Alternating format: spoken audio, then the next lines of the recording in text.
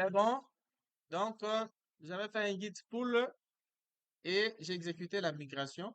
Je vais essayer les projets de Déborah chez moi pour me rassurer que ça marche. Donc, c'est localhost, formation Laravel. euh, voilà. Je vais aller dans fournisseurs, tous les fournisseurs. Voilà. Je peux voir le projet de Déborah. Et si je fais ajouter fournisseur, voilà. Je peux ajouter raison sociale, technicien, euh, COE, email, 7, arrobas, ok, téléphone. Euh, les filles, j'ai mis mon téléphone déjà. Hein? Wow, mais personne ne m'a écrit. C'est pas bon. Hein? Il faut arrêter la haine. C'est pas bon la haine. Ouais? Hein? Ouais, ouais. Oh, non, c'est le bon numéro. Ça, c'est le MTN, ça, c'est le RTL, le plus utilisé. Les filles, ça, c'est le plus utilisé, hein? Ah, ah, ah. Mon frère, toi, tu veux gâcher mon numéro. Ça, c'est pour qu'on t'appelle toi. Ça, c'est pas bon. Hein? Je précise, vous n'êtes pas obligé, hein, de mettre 242 au début. Ok. Responsable, c'est moi-même, hein?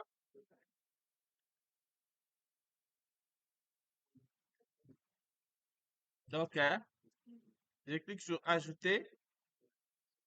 Très bien. Je n'ai pas de problème. Vous voyez, donc, c'était pas chez moi et ça s'est ajouté parce que Déborah a ajouté. Ouais, boss, vas-y.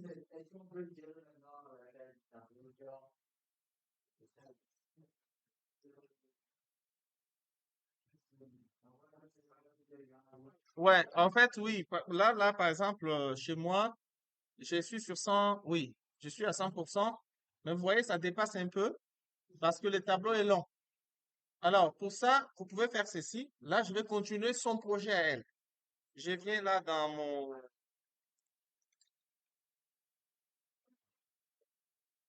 OK. Je viens au niveau des ressources M, fournisseur, index. Vous voyez, elle a mis un tableau ici. Le tableau est là. Euh, oh, en fait, je vais essayer d'indenter. Bon, je comprends ce qui s'est passé ici. Le tableau n'est pas bien indenté. Si vous faites ça, c'est bon. Et puis vous faites T-body, c'est bon. Voilà. Alors, il y a juste le formulaire là qui est un peu en pagaille. Donc, je vais monter, faire ceci. Voilà. Vous voyez? Voilà. Comme ça, à partir d'ici, vous pouvez faire ça. Et puis, T-body, voilà. Et le tableau lui-même, il est là. Voilà. Vous pouvez mettre les tableaux ici dans une div qu'on va appeler div point. On va dire table responsive. Et on fait ça parce qu'on est sur, on travaille avec Bootstrap. Table responsive. On met dedans. Et quand on va rafraîchir, CTRL F5 souvent, voilà, vous voyez qu'il entre dans un ascenseur vertical. Et plutôt horizontal. Comme ça. Vous voyez? C'est bon, non? Voilà. J'ai juste ajouté, j'ai mis la table dans la classe Table responsive. C'est bon. Donc, on peut dire que avec son projet, c'est bon. On continue. Alors, une autre chose qu'on va voir aujourd'hui, c'est ces projets-là, dès que tu entres, tu entres. Donc, voilà, n'importe qui peut ajouter des données dans les systèmes. Il n'y a pas de problème. On veut sécuriser ces projets-là. On veut que, pour que quelqu'un accède, qu'il ait d'abord un compte, qu'il fait utilisateur, mot de passe, et puis il peut entrer. On appelle ça authentification. Alors, pour ça, déjà, on doit préparer la page d'authentification. Est-ce qu'on a déjà une page où on peut préparer utilisateur mot de passe? Deuxièmement, on doit voir si dans notre table utilisateur, on a tous les champs qu'il nous faut. Vous voyez, quand on vient dans... euh, alors, comme vous avez dit hier, hein, on va faire ceci. Je vais créer un doc2.txt. Voilà. Gestion, authentification. Alors, avec ça, premièrement, vérifier que la migration user a tout le champ qu'on veut. Ça, c'est la première des choses. Le champ qu'on veut, bien sûr. Et on veut tout le champ, bien sûr. OK. User, OK. On appelle ça la vitesse. Euh, Deuxièmement, on doit vérifier si le modèle user est bien configuré. On va voir ça signifie quoi. Parce que le modèle user, souvent, il vient par défaut dans le projet quand vous l'instanciez, hein. Vous ne le créez pas. Troisièmement, on va vérifier quoi? On va vérifier que nous avons une vue. Vérifier que nous avons une vue qui va nous permettre de nous connecter. Donc, c'est la page avec utilisateur mot de passe là. Et puis, nous avons besoin de savoir vérifier si on a un formulaire de création d'utilisateur. Utilisateur. OK. Mais ça, c'est pas obligatoire, hein. Vérifier si vous avez un formulaire pour la création d'utilisateur, c'est pas obligatoire. Alors, regardez ce qu'on va faire. C'est ça qu'on veut faire. Donc, vérifier, c'est bon, vérifier. Alors, on va aller déjà au niveau de la migration. Dans les migrations, on va vérifier la migration user. Alors, nous avons une migration user qui a user, name, email, password, et puis c'est tout. Pour nous, c'est les plus basiques. On n'a pas besoin de se compliquer la vie, donc on peut laisser ça comme ça. Très bien. C'est déjà bon. Alors, deuxièmement, qu'est-ce qu'on a dit? On a dit qu'il faut vérifier que le modèle user est bien configuré. Donc, on va venir dans les modèles. Modèle user. Alors, les modèles user, souvent, ils n'héritent pas directement des modèles. Ils héritent de authenticatable. Ça là, c'est un trait, normalement, c'est une classe plutôt. Et regardez, en fait, c'est juste une classe user. Il a fait une importation, donc il a fait l'import des auth user, mais il les nomme ça comme étant authenticatable. Et c'est ça que vous voyez ici, oui. Je suis en train d'enregistrer. Tu étais distrait, mon frère? Voilà. Donc, user hérite des authenticables. Alors, vous devez vérifier qu'il a has API token. Ça, c'est pas quand on va vouloir faire les API. Et ici, il a le factory au cas où vous avez besoin de régénérer plusieurs utilisateurs en même temps. Et puis, vous avez notifiable, c'est pas obligatoire, c'est un trait tout simplement pour dire, par exemple, que lorsqu'un utilisateur est créé, vous avez besoin de notifier l'utilisateur en question. Ici, vous avez le protected fillable. Donc, ici, on va supprimer ça parce qu'on a dit, on ne veut pas préciser à la Ravel ce qu'on veut. Donc, on va faire gathered. Voilà. Et puis, ça va être un tableau vide. Voilà. OK. Alors, je descends en bas, je vois, il y a input, plutôt protected hidden. Et puis, on a mis password et puis remember token. Je vais vous expliquer ce que ça signifie après. C'est pour dire que, au niveau du modèle user, les mots de passe ne feront jamais partie des données qui vont être retournées de la requête. Quand vous allez faire, par exemple, user 2.2.find 1, on va vous retourner les données, mais sauf le mot de passe. Parce que le mot de passe reste une information sensible. Même si elle est chiffrée, il faut garder ça caché. Remember token, c'est pareil. C'est les jetons qui permettent qu'on puisse cliquer dans notre formulaire, se souvenir de moi. Quand on clique, on se connecte, il va enregistrer un token dans la table. Donc, pour nous, au niveau du modèle, le modèle user est bien configuré. Comment? Parce qu'on avait fillable, on a mis carré et puis c'est bon. Voilà. Maintenant, quelle est l'étape suivante? L'étape suivante, c'est télécharger le package. Donc, je vais venir dans mon coin. Je vais dire maintenant les étapes. Ah, télécharger la librairie qui s'appelle Laravel /UI. Vous voyez? Et pour ça, on va utiliser Composer. On va faire Composer install, non, Composer require. On va faire Composer require Laravel /UI. Voyez? Après avoir fait ça, tout va bien. On va faire maintenant PHP Addison UI 2.auth pour générer automatiquement le vue qui vont nous permettre et la partie route qui vont nous permettre de pouvoir utiliser l'authentification. Donc, c'est ça que je vais faire. Je viens dans mon projet. Je vais dire Composer require Laravel, Laravel /UI et vous validez.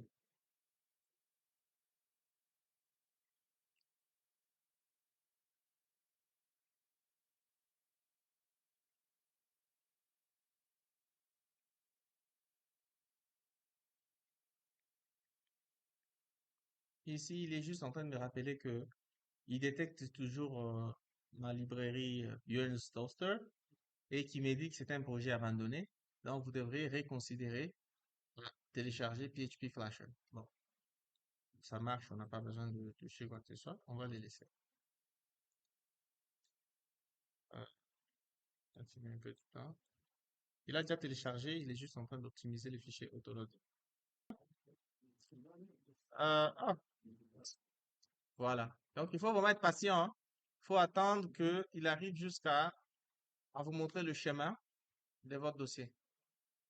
Voilà. Donc, avec ça, c'est la première commande. La deuxième commande, c'est quoi? C'est PHP Addison UI 2.auth. Voilà. Voulez-vous créer les contrôleurs? Files exist? Yes.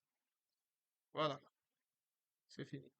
Et quand je vais venir dans mon projet, je vais trouver ici que dans contrôleur, il y a maintenant, plutôt contrôleur, il y aura un nouveau dossier qui va s'appeler hot. Vous voyez? Le dossier hot est là. Ça, là, c'est pas moi qui ai mis, ça, c'est ce qui est venu avec le package. Il va ajouter les hôtes. Et dans les hôtes, il y a même un contrôleur qui permet d'afficher la possibilité de se connecter. Alors, donc tout est déjà là. On va même pas créer la logique. C'est-à-dire que si normalement on allait faire, euh, si on faisait ça, je vais vous montrer, on vient ici, on fait login. Si on fait ça, il va juste tomber sur cette erreur qui signifie tout simplement que la connexion, c'est lorsque vous voulez aller sur une page de connexion, il va pointer sur une page qui dépend de vue, qui dépend de trucs. Donc, il va m'obliger d'installer npm install en fait, pour tirer encore les dépendances de JavaScript. Moi, je ne veux pas ça.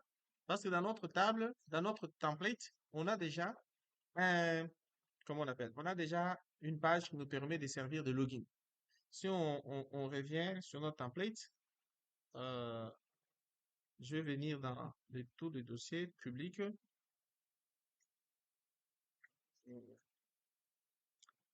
thème, et sûrement on a des pages de login ici.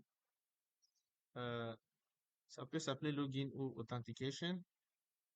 On va vérifier. Login est là. Login, layout, login est là. On a login simple, login with BG image, login with BG. Donc ça, c'est des différentes pages qu'il nous donne pour qu'on puisse simuler la connexion. Donc par exemple, si je fais login simple, je peux prendre cette page-là. Je prends la page là, je copie tout son contenu. Je reviens ici au niveau de ma vue.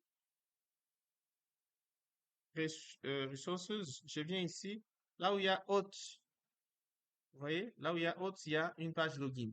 Moi, je vais venir ici, je vais prendre tout ce qu'il y a dedans, je remplace par ce qu'il y a ici. Voilà. J'aurai, j'aurai une page qui ressemblera à rien. Mais quand je vais revenir ici, j'aurai le même problème. Regardez. La page ne ressemble toujours à rien. Ce qu'il va falloir que je fasse, c'est quoi? C'est maintenant appeler toutes les ressources de ces templates-là. Et donc ici, je sais que ces templates-là pointaient sur, vous voyez, on a tout ça là. Alors, on va faire ça. Hop, hop, hop, hop, hop, hop, hop, hop, hop. Ouais, j'ai fait tout ça là. Voilà. Partout, il y a ça. Parce que je vais changer une bonne fois pour toutes. Je vais faire double moustache, asset, ça, thème, et puis je fais ça. Maintenant, pour la fermeture, c'est la même chose. Je vais revenir au-dessus. Je regarde au niveau de tout le point PNG. Par exemple, s'il y a beaucoup de PNG, je fais ça. Voilà. Je vais faire hop, hop, voilà. Je vais vérifier tout le point CSS. Il y a les icônes aussi, donc les icônes, hein. Voilà. Partout, il y a les CSS. Je vais changer ça. Hop, voilà. Je fais juste pour me rassurer que nous avons tout corrigé. Après, on va aller en bas où il y a des fichiers JavaScript sûrement. Ouais, voilà. Ici, il y a des fichiers JavaScript qu'on va devoir fermer en faisant .js, hop, hop, hop. Voilà. Je fais ça. Hop, hop. C'est tout. Et si je reviens ici, je rafraîchis. J'ai maintenant une page qui ressemble à quelque chose. J'ai une page qui ressemble à quelque chose. Ah, euh, ici, je peux venir là pour dire, là où il a écrit, il a une image, hein, c'est une image, je peux virer l'image en question. Par exemple, login with modern, un truc comme ça. Je peux virer l'image là en faisant l'image est là. Je peux faire CTRL SHIFT 4. Je vire ça. Voilà. Et login with modern. Donc ici, nous, on va écrire quelque chose d'autre. On dit par exemple, veuillez vous connecter. Voilà. Alors si c'est petit, on a la possibilité de faire que ça soit grand. OK. C'est trop petit. Je vais enlever ça dans la span là. Et puis, je vire ça. OK. Après avoir viré. Et puis, c'était dans une colonne H6. Ça n'a aucun sens, ça. Donc, je vais mettre ça dans un H3. Je fais comme ça. Voilà. Je vais vous connecter. Je vais mettre ça au milieu. Pour ça, je vais faire classe txt-center. Euh, center. Normalement, c'est texte center. Pour centrer ça. Voilà. Et puis, vous pouvez lui donner une couleur, c'est-à-dire que primary, euh, txt primary. Voilà. Pour mettre ça en bleu. Voilà. C'est bon. Alors, ce qui suit, c'est l'email et les mots de passe. Donc ici, votre formulaire est là. Au cas où lui n'a pas bien créé le formulaire, vous voyez tout ça là. Action, vous n'allez pas faire action index. Vous allez mettre ici action route. Vous allez faire login. Vous verrez login, elle est là déjà. Alors login, il est là. Ça vient avec le package UI qu'on a installé là. C'est pas nous qui avons créé la route là. C'est déjà bien. Et ici, no validate, on a enlevé. On va mettre méthode post. Et puis, au niveau, comme on sait que c'est un formulaire, on va faire le CIR. Voilà. Alors, l'utilisateur ici, nous savons que Laravel par défaut va prendre username. Donc ici, on va dire name, username. Il n'y en avait pas où on ajoute. Et puis, le mot de passe, ça va être name, password. Voilà. Donc, si je rafraîchis, je fais ça. Voilà. Maintenant, remember token, ici, c'est remember me. Le name va être euh, remember. Remember. Voilà, je pense que c'est remember. Mais vous n'êtes même pas obligé d'avoir le remember là. Vous pouvez supprimer ça, comme ça, au début. Et puis vous allez voir comment l'implémenter après. OK. Si je fais ça, c'est bon. Vous avez juste utilisateur mot de passe. Alors, avec ça, vous pouvez déjà valider votre formulaire. Mais ici, on n'a pas un utilisateur dans le système. Vous voyez? On n'a pas d'utilisateur dans le système. C'est comme ça que, pour ça, on va devoir créer un utilisateur à la main. Alors, moi, ce que j'ai fait, c'est créer un utilisateur avec comment vous appelez ça? Le factory. Voilà. Des utilisateurs et des utilisateurs avec le factory. Voilà. Donc, pour ça, si je viens au niveau de factory, database, factories, j'ai user factory et qui a déjà tout ça. C'est déjà très bien. J'ai même pas besoin de lui spécifier quoi que ce soit ici. Tout ce que je vais faire, c'est venir dans mon Tinkerwell. Tinkerwell, je me positionne sur mon projet de formation Laravel. J'espère que je suis dans les bons. Après ici, je vais dire use app matters user. Après ici, je vais dire user de point factory. Alors, pour les factories, je vais dire count. Je vais créer 50 utilisateurs en même temps. Create. Voilà. Donc, si tout va bien, normalement, en faisant CTRL R, il me crée les 50 utilisateurs. Déjà. Et tout ce que j'ai à faire, c'est ouvrir AD-SQL. Ouvrir AD-SQL. Mais, bizarrement, regardez, quand il crée l'utilisateur là, quel est le mot de passe qu'il a mis? C'est password. Par défaut, c'est password. Voilà.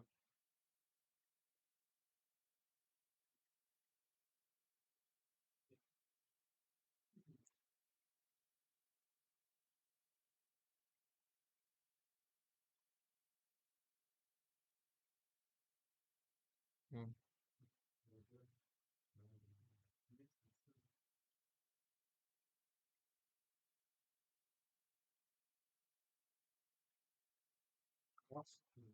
C'est pas ça que je vais ouvrir lui aussi. Il est pressé comme ça de se lancer. Oh,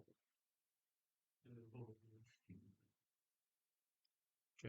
C'est celui que je vais ouvrir. Ok. J'ai l'utilisateur.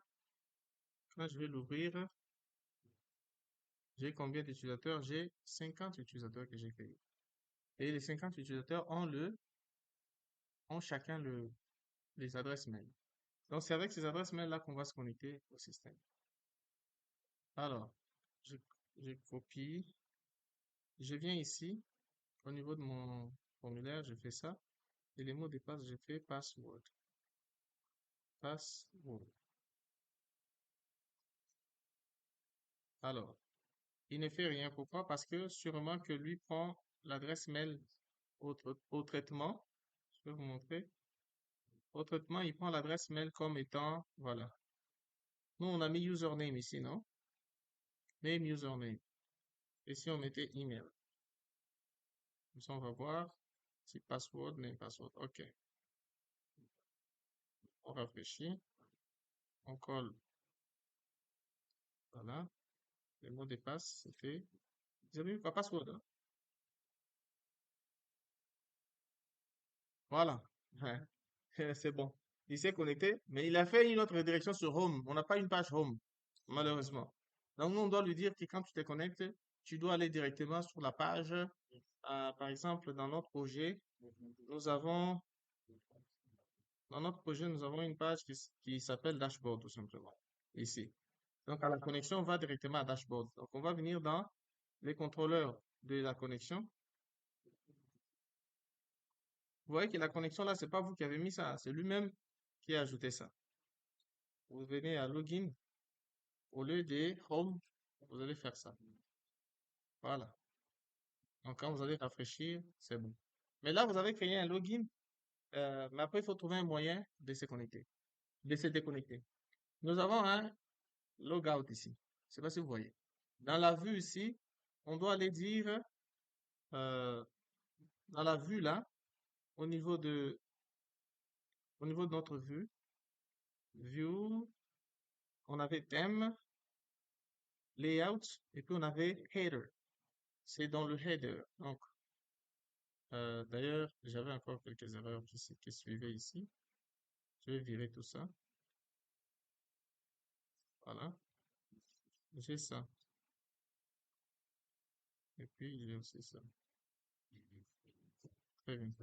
Donc, vous voyez, j'ai logout ici. Ici, ce logout ici, en réalité, il ne doit pas être comme ça. Je dois mettre en place un mécanisme qui permet que le logout soit un formulaire. Parce que même pour se déconnecter, on doit envoyer la clé au serveur. Donc, pour ça, je vais faire form.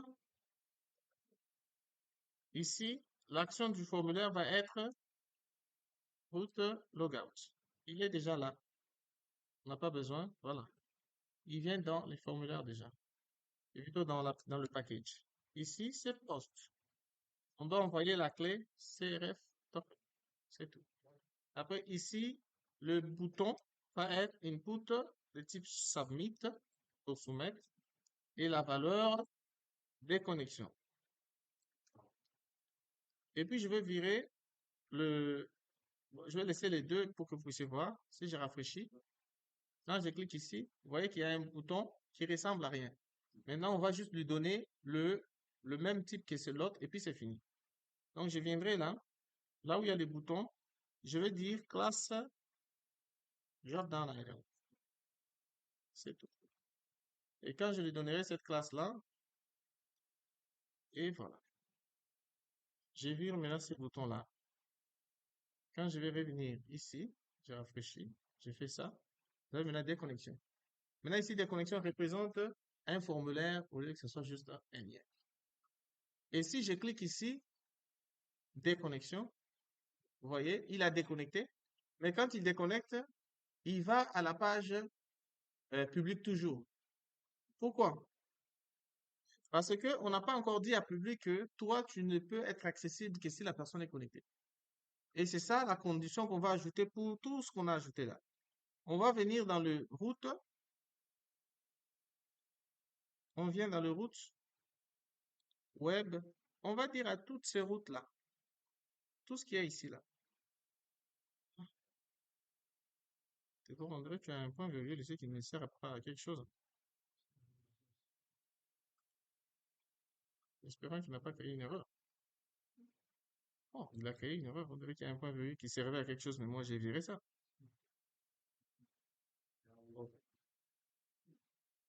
Ouais, c'est ça qui s'était ajouté. Hot route, c'est avec la librairie. Donc, vous pouvez juste faire CTRL Alt I pour importer et puis c'est fini. Et puis lui, on peut le virer. Voilà. Maintenant, tout ça là, on veut que ça puisse être connecté au fait que pour voir, tu dois avoir quoi? Une connexion. Tu dois être connecté. Alors pour ça, je vais prendre tout ce que vous voyez là, toutes les routes. Je vais prendre tout ça. Je vais mettre ça dans une directive qui s'appelle middleware. Voilà. Toutes les routes là, je vais dire route, deux points, middleware. Et ici, je dis hot. Et puis, je fais groupe, fonction. Voilà. Voilà ce que j'ai fait. J'ai obligé à toutes les routes là, pour que quelqu'un y accède, il doit être connecté. Ça ne va pas marcher. Il va les rediriger sur la page connexion. Regardez. Quand je reviendrai ici, je clique sur, il me redirige sur login. Il a détecté que je ne suis pas connecté. Donc, je dois coller un mail. Oh, j'avais un mail ici. Je dois coller. Donc, je prends, je colle ici. Password, password. Quand vous faites ça, vous pouvez maintenant aller sur Là, quand vous êtes connecté, c'est bon. Mais si vous n'êtes pas connecté, donc toutes ces pages-là deviennent obligatoires pour vous d'être connecté avant de les accéder.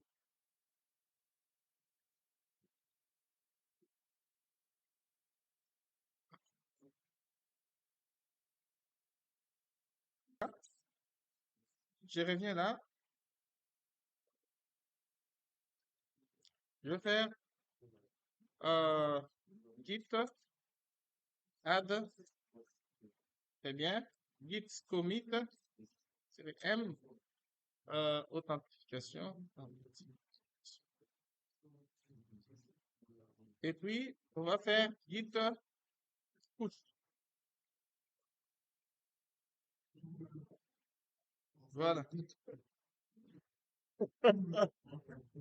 Maintenant, vous allez faire un git coq, comme il a dit.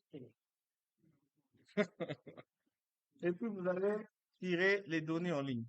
Mais pour que ça marche, il faut que vous soyez ceux-là qui n'ont pas modifié leur compte. Je sais pas si vous voyez. Quand on a fait un pool de chez Deborah, seul moi j'ai modifié. Bon, si vous, vous avez aussi modifié, sachez que ça va poser un problème de faire un git pull directement. Voilà. Donc, ouais. Hein? Non, celui-là, il n'est pas pris dans le guide, il va marcher. Si tu as modifié que le 1, il n'y a pas de souci. Au cas où tu as aussi modifié, par exemple, le dossier user. Parce que moi, j'ai les modèles user que j'ai modifiés en ligne. J'ai enlevé les fillables pour mettre guarded. Voilà.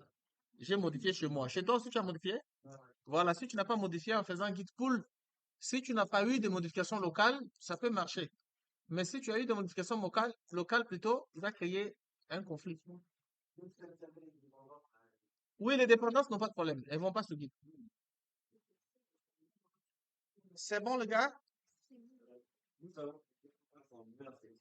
Oui.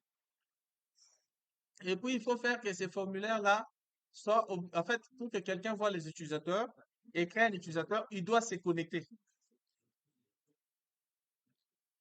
C'est bon, non? Je te envoie des trucs sur WhatsApp, hein. Pour que je modifie, hein? D'accord, pas de souci. Euh, est-ce que je dois écrire encore le TP là? C'est vrai, non?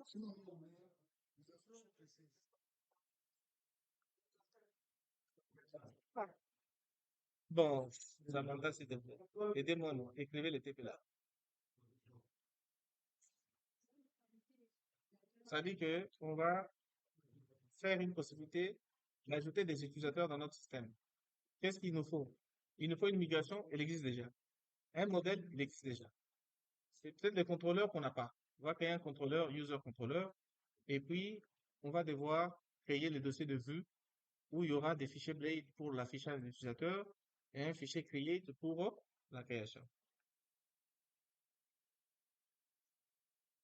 Je partage ça seulement dans le groupe, et puis c'est fini.